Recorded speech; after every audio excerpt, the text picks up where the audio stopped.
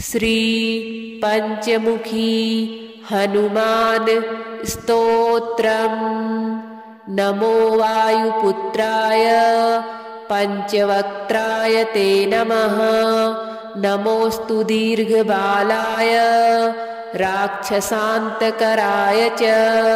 वज्रदेह नमस्तुभ्यं शताननमदापः सीतासन्तोषकरण। नमो राघव किङ्कर सृष्टिप्रवर्तक नमो महास्थित नमो नमः। कलाकाष्ठस्वरूपाय मास संवत्सरात्मक। नमस्ते ब्रह्मरूपाय शिवरूपाय ते नमः। नमो विष्णुस्वरूपाय सूर्यरूपाय ते नमः। नमो वह्निस्वरूपाय नमो गगनचारिणे सर्वरम्भावनचर अशोकवननाशक। नमो कैलासनिलय मलयाचल संश्रय। नमो रावणनाशाय इन्द्रजिद्वधकारिणे महादेवात्मक नमो। नमो वायुतनूद्भव नमः सुग्रीव सचिव सीतासन्तोषकारण। समुद्रोल्लङ्घन नमो सौमित्रेः प्राणदायक। महावीर नमस्तुभ्यं दीर्घबाहो नमो नमः। दीर्घबाल नमस्तुभ्यं वज्रदेह नमो नमः। छायाग्रहहर नमो वरसौम्यमुखेक्षण। सर्वदेव सुसंसेव्य मुनिसंघ नमस्कृत। अर्जुनध्वज संवास कृष्णार्जुन सुपूजित। धर्मार्थ काम मोक्षाख्य पुरुषार्थ प्रवर्तक। ब्रह्मास्त्र वन्द्य भगवन् आहतासुरनायक। भक्तकल्प महाभुज भूतबेतालनाशक। दुष्टग्रहहरानन्त वासुदेव नमोऽस्तुते। श्रीराम कार्ये चतुर पार्वती गर्भसम्भव। नमः पम्पावनचर ऋष्यमूककृतालय। धान्यमाली सापहर कालनेमिनिबर्हण। सुवर्चला प्राणनाथ रामचन्द्र परायण। नमो वर्गस्वरूपाय वर्णनीय गुणोदय। वरिष्ठाय नमस्तुभ्यं वेदरूप नमो नमः। नमस्तुभ्यं नमस्तुभ्यं भूयो भूयो नमाम्यहम्। इति ते कथितं देवी हृदयं श्रीहनुमतः।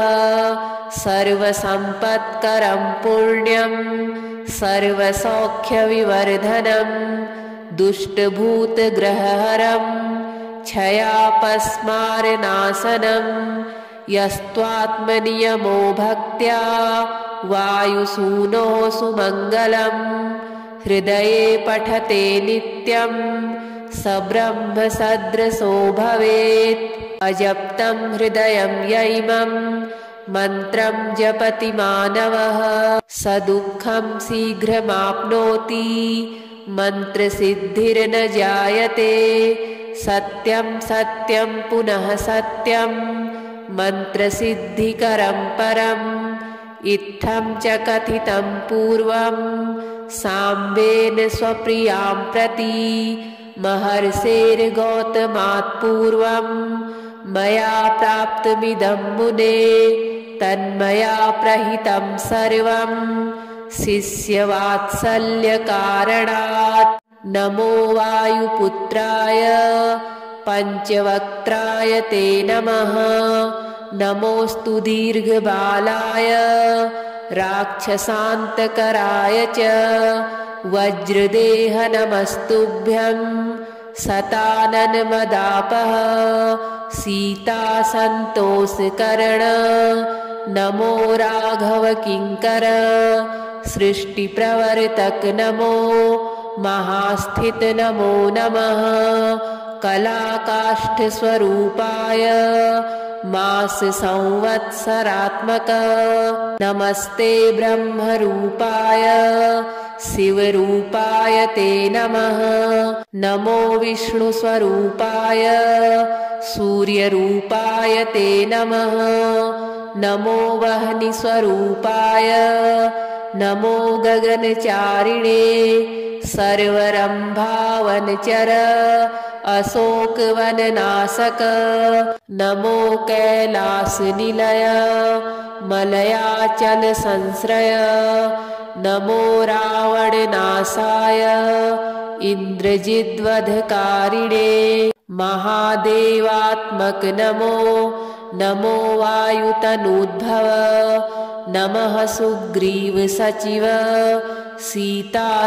सीतासन्तोषकारण समुद्रोल्लङ्घन नमो सौमित्रेः प्राणदायक महावीर नमस्तुभ्यं दीर्घबाहो नमो नमः दीर्घबाल नमस्तुभ्यं वज्रदेह नमो नमः छायाग्रहहर नमो वरसौम्यमुखेक्षण सर्वदेव सुसंसेव्य मुनिसंघ नमस्कृत अर्जुनध्वज संवास कृष्णार्जुन सुपूजित धर्मार्थ काम मोक्षाख्य पुरुषार्थ प्रवर्तक ब्रह्मास्त्र बंद्य भगवन् आहतासुरनायक भक्तकल्प महाभुज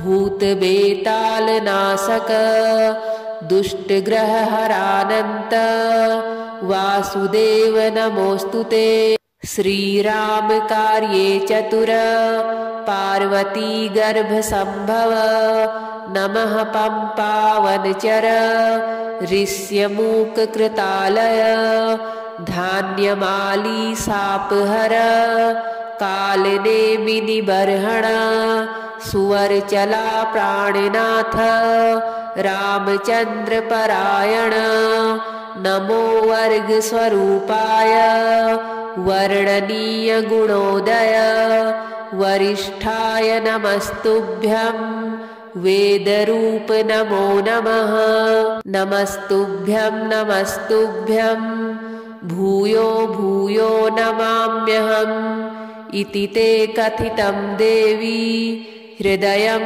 श्रीहनुमतः सर्वसम्पत्करं पुण्यं सर्वसौख्यविवर्धनं दुष्टभूतग्रहहरं क्षयापस्मारनाशनं यस्त्वात्मनियमो भक्त्या वायुसूनो सुमङ्गलं हृदये पठते नित्यं स ब्रह्मसदृशो भवेत् अजप्तं हृदयं यैमं मन्त्रं जपति मानवः स दुःखं शीघ्रमाप्नोति मन्त्रसिद्धिर्न जायते सत्यं सत्यं पुनः सत्यं मन्त्रसिद्धिकरं परम् इत्थं च कथितं पूर्वं साम्बेन स्वप्रियां प्रति महर्षेर्गौतमात् पूर्वं मया प्राप्तमिदं मुने तन्मया प्रहितं सर्वं शिष्यवात्सल्यकारणात् नमो वायुपुत्राय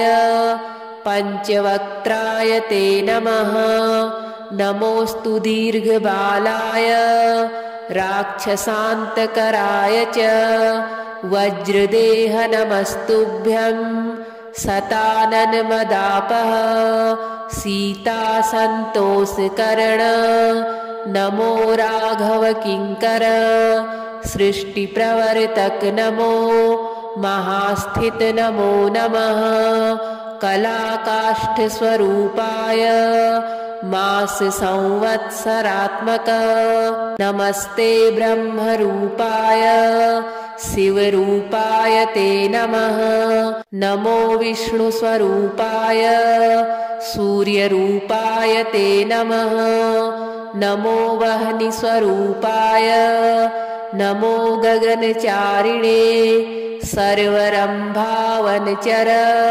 अशोकवननाशक नमो कैलासनिलय मलयाचल संश्रय नमो रावणनाशाय इन्द्रजिद्वधकारिणे महादेवात्मक नमो नमो वायुतनूद्भव नमः सुग्रीव सचिव सीता संतोष कारण समुद्रोल्लंघन नमो सौमित्रे प्राणदायक महावीर नमस्तुभ्यं दीर्घबाहो नमो नमः दीर्घबाल नमस्तुभ्यं वज्रदेह नमो नमः छायाग्रहहर नमो वरसौम्य मुखेक्षण सर्वदेव सुसंसेव्य मुनिसंघ नमस्कृत अर्जुन ध्वज संवास कृष्णार्जुन सुपूजित धर्मार्थ काम मोक्षाख्य पुरुषार्थ प्रवर्तक ब्रह्मास्त्र बंद्य भगवन् आहतासुर नायक भक्त कल्प महाभुज भूत बेताल नाशक दुष्ट ग्रह हरानंत वासुदेव नमोस्तुते श्रीराम कार्ये चतुर पार्वती गर्भ संभव नमः पंपावनचर ऋष्यमूक कृतालय धान्यमाली सापहर कालनेमिनि बर्हण सुवरचला प्राणनाथ रामचंद्र परायण नमो वर्ग स्वरूपाय वर्णनीय गुणोदय वरिष्ठाय नमस्तुभ्यं वेदरूप नमो नमः नमस्तुभ्यं नमस्तुभ्यं भूयो भूयो नमाम्यहम् इति ते कथितं देवी हृदयं श्रीहनुमतः सर्वसम्पत्करं पुण्यं सर्वसौख्यविवर्धनं दुष्टभूतग्रहहरं क्षयापस्मारनाशनं यस्त्वात्मनियमो भक्त्या वायुसूनो सुमङ्गलम् हृदये पठते नित्यं स ब्रह्मसदृशो भवेत् अजप्तं हृदयं यैमं मन्त्रं जपति मानवः स दुःखं शीघ्रमाप्नोति मन्त्रसिद्धिर्न जायते सत्यं सत्यं पुनः सत्यं मन्त्रसिद्धिकरं परम् इत्थं च कथितं पूर्वं साम्बेन स्वप्रियां प्रति महर्षेर्गौतमात् पूर्वं मया प्राप्तमिदं मुने तन्मया प्रहितं सर्वं शिष्यवात्सल्यकारणात् नमो वायुपुत्राय पञ्चवक्त्राय ते नमः नमोऽस्तु दीर्घबालाय राक्षसान्तकराय च वज्रदेह नमस्तुभ्यं शताननमदापः सीतासन्तोषकरण नमो राघव किङ्कर सृष्टिप्रवर्तक नमो महास्थित नमो नमः कलाकाष्ठस्वरूपाय मास संवत्सरात्मक नमस्ते ब्रह्मरूपाय शिवरूपाय ते नमः नमो विष्णुस्वरूपाय सूर्यरूपाय ते नमः नमो वह्निस्वरूपाय नमो गगनचारिणे सर्वरम्भावनचर अशोकवननाशक नमो कैलासनिलय मलयाचल संश्रय नमो रावणनाशाय इन्द्रजिद्वधकारिणे महादेवात्मक नमो नमो वायुतनूद्भव नमः सुग्रीव सचिव सीता संतोष कारण समुद्रोल्लंघन नमो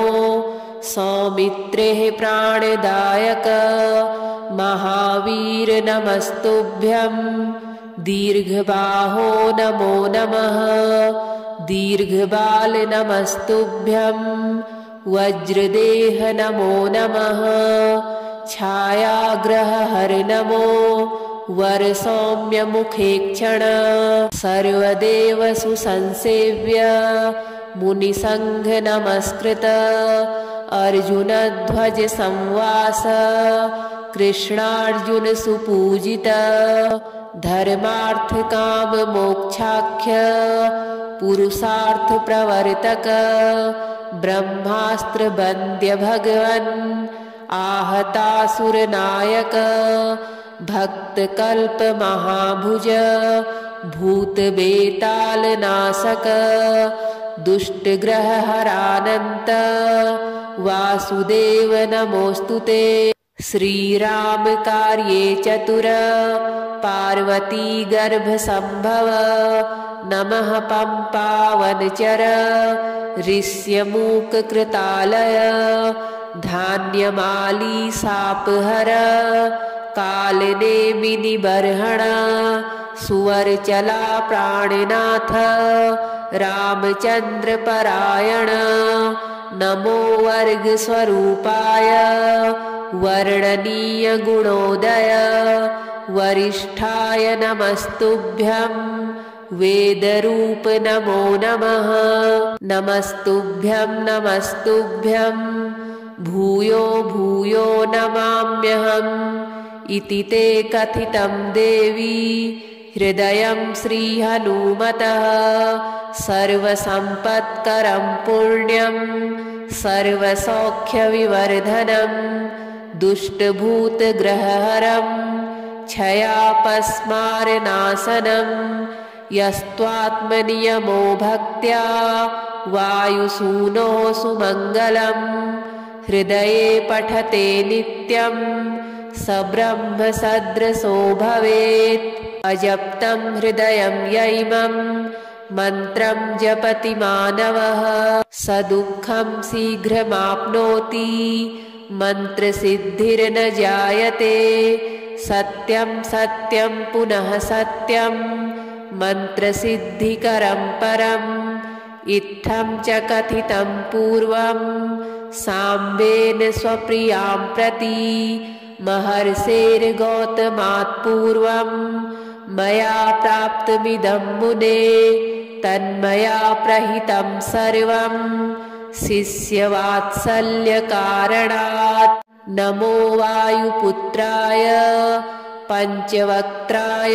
ते नमः नमोऽस्तु दीर्घबालाय राक्षसान्तकराय च वज्रदेह नमस्तुभ्यं शताननमदापः सीतासन्तोषकरण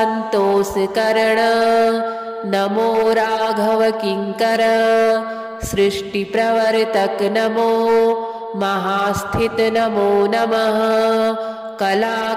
कलाकाष्ठस्वरूपाय मास संवत्सरात्मक नमस्ते ब्रह्मरूपाय शिवरूपाय ते नमः नमो विष्णुस्वरूपाय सूर्यरूपाय ते नमः नमो वह्निस्वरूपाय नमो गगनचारिणे सर्वरम्भावनचर अशोकवननाशक नमो कैलासनिलय मलयाचल संश्रय नमो रावणनाशाय इन्द्रजिद्वधकारिणे महादेवात्मक नमो नमो वायुतनूद्भव नमः सुग्रीव सचिव सीतासन्तोषकारण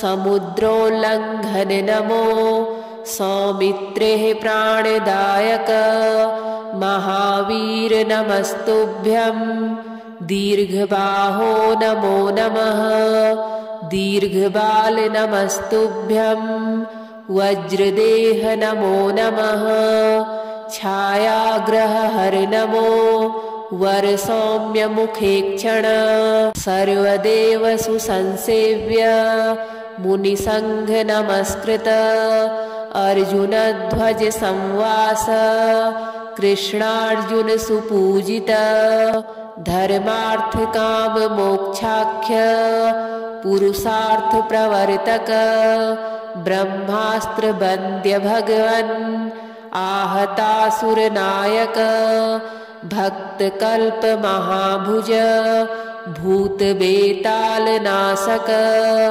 दुष्ट ग्रह हरानंत वासुदेव नमोस्तुते श्रीराम कार्ये चतुर पार्वती गर्भ संभव नमः पंपावनचर ऋष्यमूक कृतालय धान्यमाली सापहर कालनेमिनि बर्हण सुवरचला प्राणनाथ रामचंद्र परायण नमो वर्ग स्वरूपाय वर्णनीय गुणोदय वरिष्ठाय नमस्तुभ्यं वेदरूप नमो नमः नमस्तुभ्यं नमस्तुभ्यं भूयो भूयो नमाम्यहम् इति ते कथितं देवी हृदयं श्रीहनुमतः सर्वसम्पत्करं पुण्यं सर्वसौख्यविवर्धनं दुष्टभूतग्रहहरं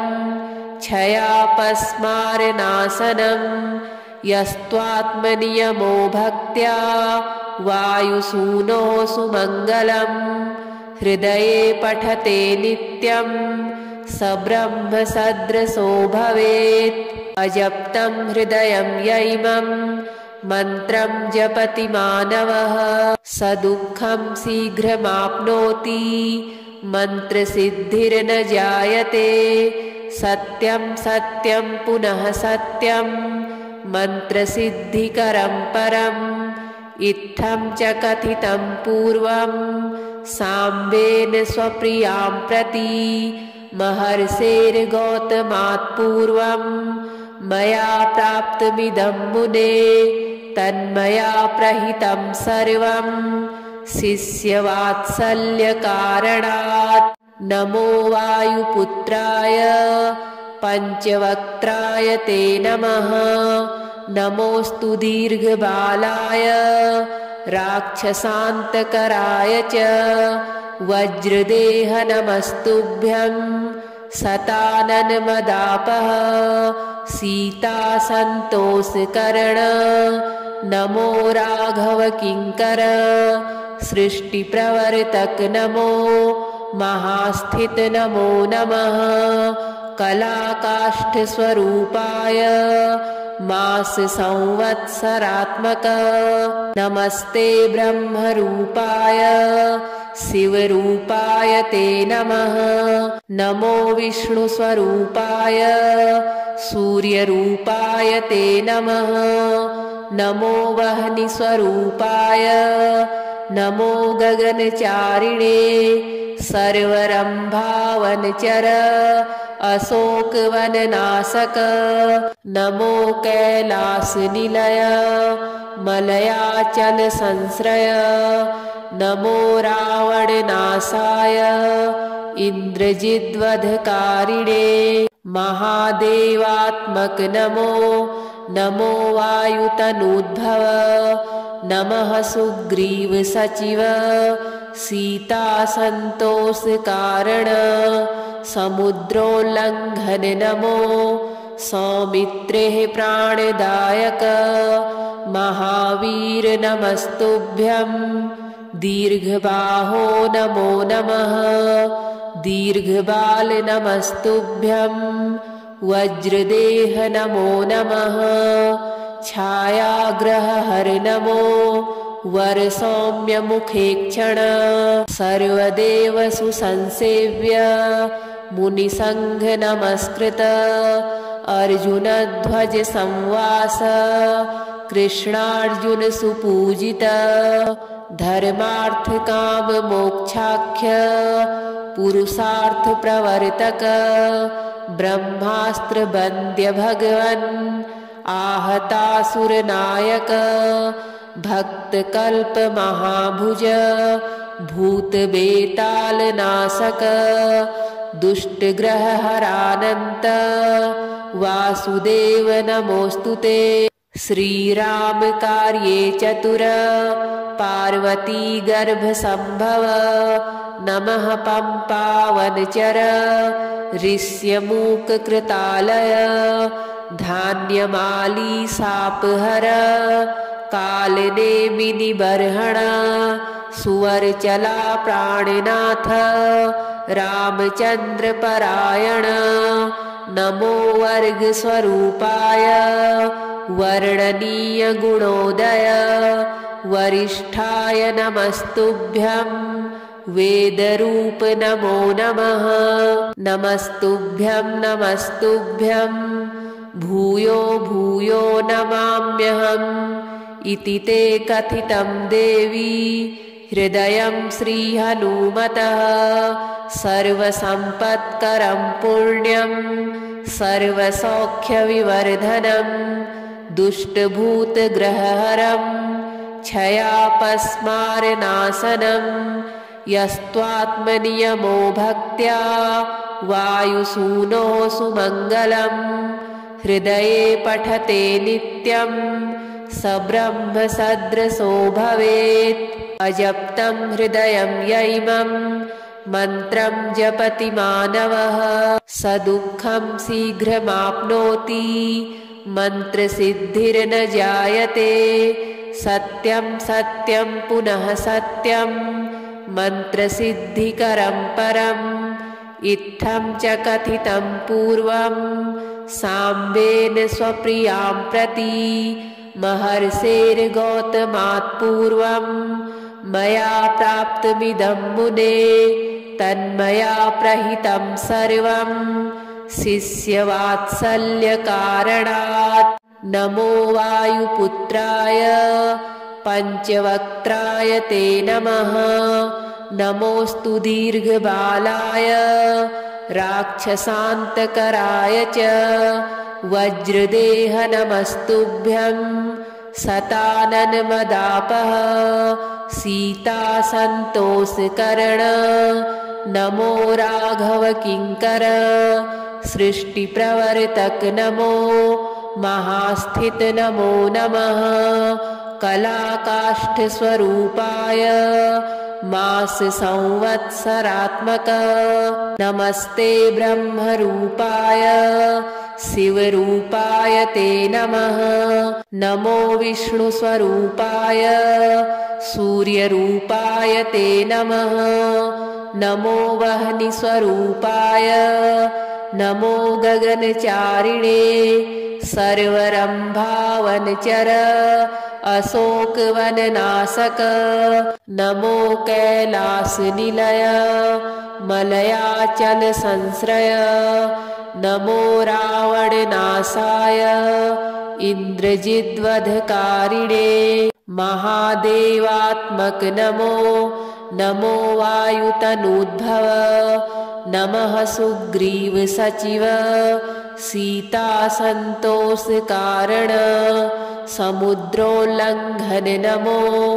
सौमित्रेः प्राणदायक महावीर नमस्तुभ्यं दीर्घबाहो नमो नमः दीर्घबाल नमस्तुभ्यं वज्रदेह नमो नमः छायाग्रहहर नमो वरसौम्यमुखेक्षण सर्वदेव सुसंसेव्य मुनिसंघ नमस्कृत अर्जुनध्वज संवास कृष्णार्जुन सुपूजित धर्मार्थ काम मोक्षाख्य पुरुषार्थ प्रवर्तक ब्रह्मास्त्र बंद्य भगवन् आहतासुर नायक भक्त कल्प महाभुज भूत बेताल नाशक दुष्ट ग्रह हरानंत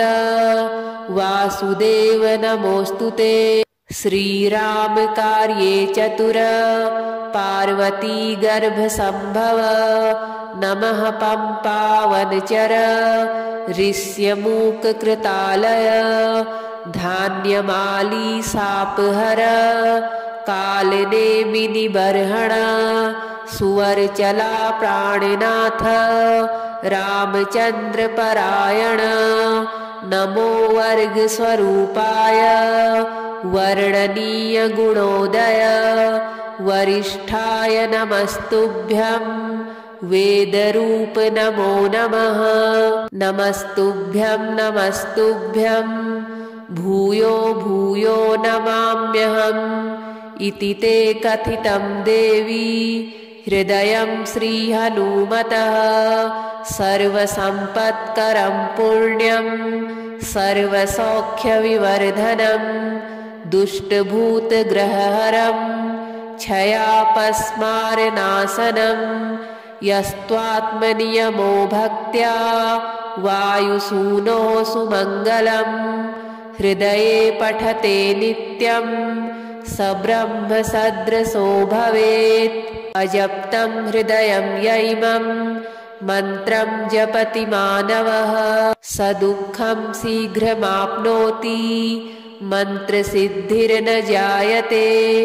सत्यं सत्यं पुनः सत्यं मन्त्रसिद्धिकरं परम् इत्थं च कथितं पूर्वं साम्बेन स्वप्रियां प्रति महर्षेर्गौतमात् पूर्वं मया प्राप्तमिदं मुने तन्मया प्रहितं सर्वं शिष्यवात्सल्यकारणात्।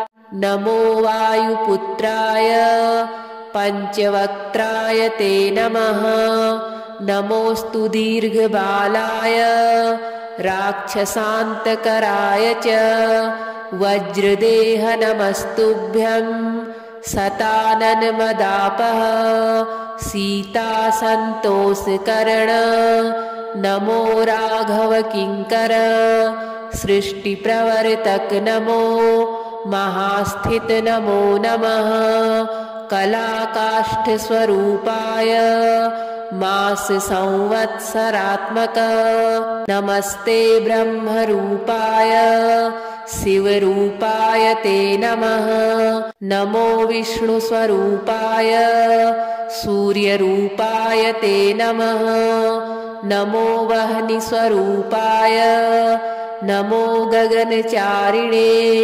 सर्वरम्भावनचर अशोकवननाशक नमो कैलासनिलय मलयाचल संश्रय नमो रावणनाशाय इन्द्रजिद्वधकारिणे महादेवात्मक नमो नमो वायुतनूद्भव नमः सुग्रीव सचिव सीतासन्तोषकारण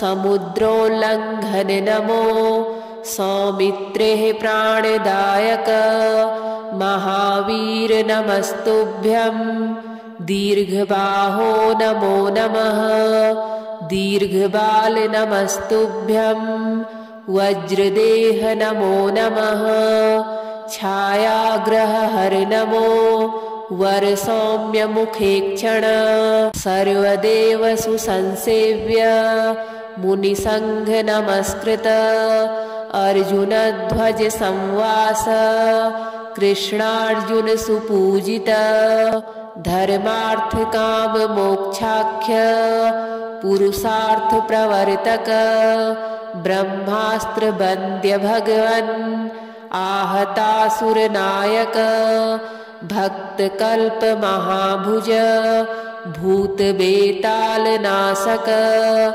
दुष्टग्रहहरानन्त वासुदेव नमोऽस्तुते। श्रीरामकार्ये चतुर पार्वती गर्भसम्भव नमः पम्पावनचर ऋष्यमूककृतालय धान्यमाली सापहर कालनेमिनिबर्हण सुवर्चला प्राणनाथ रामचन्द्रपरायण नमो वर्गस्वरूपाय वर्णनीय गुणोदय वरिष्ठाय नमस्तुभ्यं वेदरूप नमो नमः। नमस्तुभ्यं नमस्तुभ्यं भूयो भूयो नमाम्यहम् इति ते कथितं देवी हृदयं श्रीहनुमतः सर्वसम्पत्करं पुण्यं सर्वसौख्यविवर्धनं दुष्टभूतग्रहहरं क्षयापस्मारनाशनं यस्त्वात्मनियमो भक्त्या वायुसूनो सुमङ्गलं हृदये पठते नित्यं स ब्रह्मसदृशो भवेत्। अजप्तं हृदयं यैमं मन्त्रं जपति मानवः स दुःखं शीघ्रमाप्नोति मन्त्रसिद्धिर्न जायते। सत्यं सत्यं पुनः सत्यं मन्त्रसिद्धिकरं परम् इत्थं च कथितं पूर्वं साम्बेन स्वप्रियां प्रति महर्षेर्गौतमात् पूर्वं मया प्राप्तमिदं मुने तन्मया प्रहितं सर्वं शिष्यवात्सल्यकारणात्।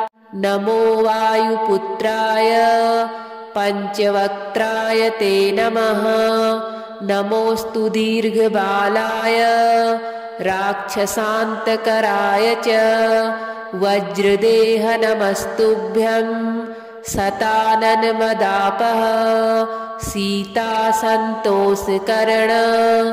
नमो राघवकिङ्कर सृष्टिप्रवर्तक नमो महास्थित नमो नमः कलाकाष्ठस्वरूपाय माससंवत्सरात्मक नमस्ते ब्रह्मरूपाय शिवरूपाय ते नमः। नमो विष्णुस्वरूपाय सूर्यरूपाय ते नमः।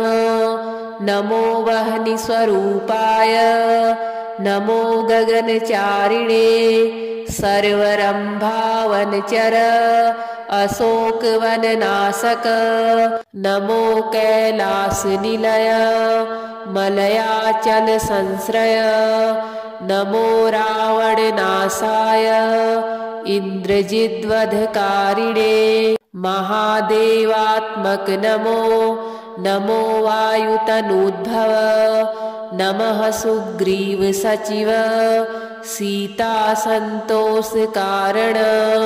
समुद्रोल्लङ्घन नमो सौमित्रेः प्राणदायक महावीर नमस्तुभ्यं दीर्घबाहो नमो नमः दीर्घबाल नमस्तुभ्यं वज्रदेह नमो नमः छायाग्रहहर नमो वरसौम्यमुखेक्षण सर्वदेव सुसंसेव्य मुनिसंघ नमस्कृत अर्जुनध्वज संवास कृष्णार्जुन सुपूजित धर्मार्थ काम मोक्षाख्य पुरुषार्थ प्रवर्तक ब्रह्मास्त्र बंद्य भगवन् आहतासुर नायक भक्त कल्प महाभुज भूत बेताल नाशक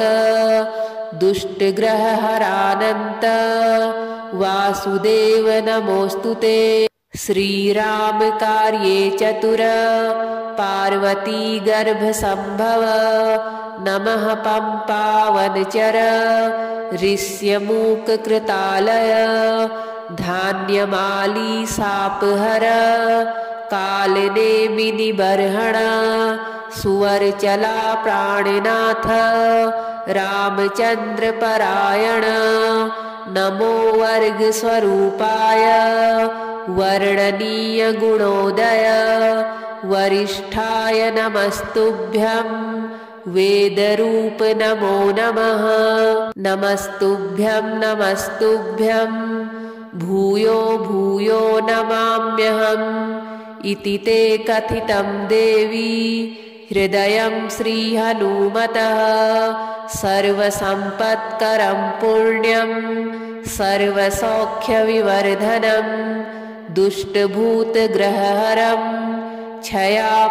क्षयापस्मारनाशनं यस्त्वात्मनियमो भक्त्या वायुसूनो सुमङ्गलं हृदये पठते नित्यं स ब्रह्मसदृशो भवेत् अजप्तं हृदयं यैमं मन्त्रं जपति मानवः स दुःखं शीघ्रमाप्नोति मन्त्रसिद्धिर्न जायते सत्यं सत्यं पुनः सत्यं मन्त्रसिद्धिकरं परम् इत्थं च कथितं पूर्वं साम्बेन स्वप्रियां प्रति महर्षेर्गौतमात् पूर्वं मया प्राप्तमिदं मुने तन्मया प्रहितं सर्वं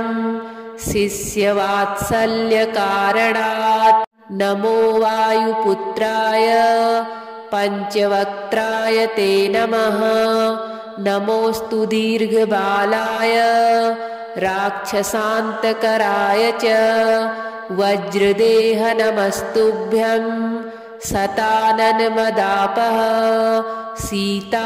सीतासन्तोषकर्ण नमो राघवकिङ्कर सृष्टिप्रवर्तक नमो महास्थित नमो नमः कलाकाष्ठस्वरूपाय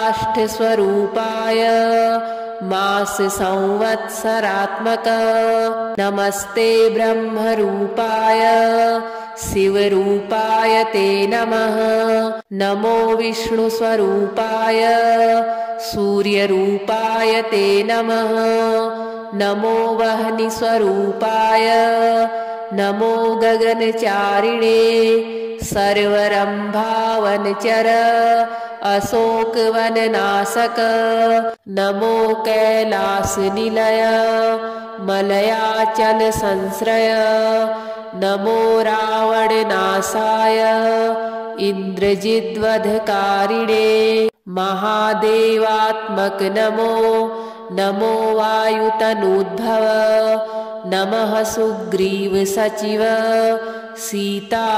सीतासन्तोषकारण समुद्रोल्लङ्घन नमो सौमित्रेः प्राणदायक महावीर नमस्तुभ्यं दीर्घबाहो नमो नमः दीर्घबाल नमस्तुभ्यं वज्रदेह नमो नमः छायाग्रहहर नमो वरसौम्यमुखेक्षण सर्वदेव सुसंसेव्य मुनिसंघ नमस्कृत अर्जुनध्वज संवास कृष्णार्जुन सुपूजित धर्मार्थ काम मोक्षाख्य पुरुषार्थ प्रवर्तक ब्रह्मास्त्र बंद्य भगवन् आहतासुर नायक भक्त कल्प महाभुज भूत बेताल नाशक दुष्ट ग्रह हरानंत वासुदेव नमोस्तुते श्रीराम कार्ये चतुर पार्वती गर्भ संभव नमः पंपावनचर ऋष्यमूक कृतालय धान्यमाली सापहर कालनेमिनि बर्हण सुवरचला प्राणनाथ रामचंद्र परायण नमो वर्ग स्वरूपाय वर्णनीय गुणोदय वरिष्ठाय नमस्तुभ्यं वेदरूप नमो नमः। नमस्तुभ्यं नमस्तुभ्यं भूयो भूयो नमाम्यहम् इति ते कथितं देवी हृदयं श्रीहनुमतः। सर्वसम्पत्करं पुण्यं सर्वसौख्यविवर्धनं दुष्टभूतग्रहहरं क्षयापस्मारनाशनं यस्त्वात्मनियमो भक्त्या वायुसूनो सुमङ्गलम् हृदये पठते नित्यं स ब्रह्मसदृशो भवेत्। अजप्तं हृदयं यैमं मन्त्रं जपति मानवः स दुःखं शीघ्रमाप्नोति मन्त्रसिद्धिर्न जायते। सत्यं सत्यं पुनः सत्यं मन्त्रसिद्धिकरं परम् इत्थं च कथितं पूर्वं साम्बेन स्वप्रियां प्रति महर्षेर्गौतमात् पूर्वं मया प्राप्तमिदं मुने तन्मया प्रहितं सर्वं शिष्यवात्सल्यकारणात्। नमो वायुपुत्राय पञ्चवक्त्राय ते नमः। नमोऽस्तु दीर्घबालाय राक्षसान्तकराय च वज्रदेह नमस्तुभ्यं शताननमदापः सीतासन्तोषकरण। नमो राघव किङ्कर सृष्टिप्रवर्तक नमो महास्थित नमो नमः। कलाकाष्ठस्वरूपाय मास संवत्सरात्मक नमस्ते ब्रह्मरूपाय शिवरूपाय ते नमः।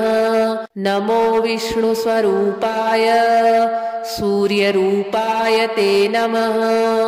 नमो वह्निस्वरूपाय नमो गगनचारिणे सर्वरम्भावनचर अशोकवननाशक।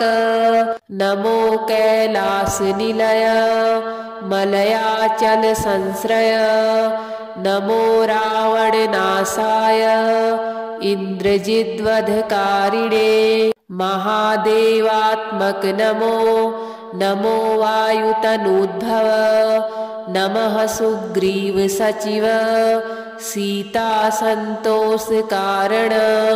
समुद्रोल्लङ्घन नमो सौमित्रेः प्राणदायक महावीर नमस्तुभ्यं। दीर्घबाहो नमो नमः दीर्घबाल नमस्तुभ्यं। वज्रदेह नमो नमः छायाग्रहहर नमो वरसौम्यमुखेक्षण। सर्वदेव सुसंसेव्य मुनिसङ्घ नमस्कृत। अर्जुनध्वज संवास कृष्णार्जुन सुपूजित। धर्मार्थ काम मोक्षाख्य पुरुषार्थ प्रवर्तक। ब्रह्मास्त्र वन्द्य भगवन् आहतासुरनायक। भक्तकल्प महाभुज भूतबेतालनाशक। दुष्टग्रहहरानन्त वासुदेव नमोऽस्तुते। श्रीराम कार्ये चतुर पार्वती गर्भसम्भव। नमः पम्पावनचर ऋष्यमूककृतालय। धान्यमाली सापहर कालनेमिनिबर्हण। सुवर्चला प्राणनाथ रामचन्द्रपरायण। नमो वर्गस्वरूपाय वर्णनीय गुणोदय। वरिष्ठाय नमस्तुभ्यं वेदरूप नमो नमः। नमस्तुभ्यं नमस्तुभ्यं भूयो भूयो नमाम्यहम् इति ते कथितं देवी हृदयं श्रीहनुमतः।